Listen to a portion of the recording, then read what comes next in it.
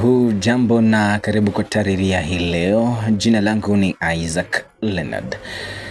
Tahariri ya hii leo tunaongelea kuhusu ujio wa Fred Matiang'i na sura mpya ya uongozi wa Kenya kuelekea mwaka 2027.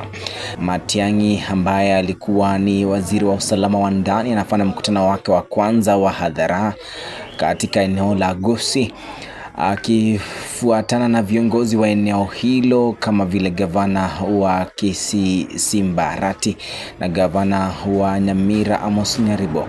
Hii ni ishara ya wazi ya kuanza kwa safari yake ya kisiasa kuelekea uchaguzi mkuu wa mwaka 2027.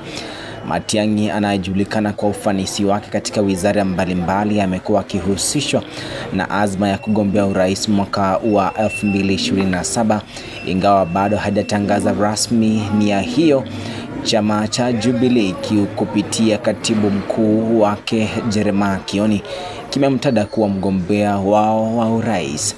Katika wiki chache zilizopita, Matiang'i amejiunga na viongozi wa upinzani kama vile Kalonzo Musyoka, Martha Karua, Eugene Wamalwa na Rigathi Gachagua katika mikutano ya kupanga mikakati na kuunda muungano imara wa kisiasa wa kupambana na serikali ya sasa ya Kenya Kwanza.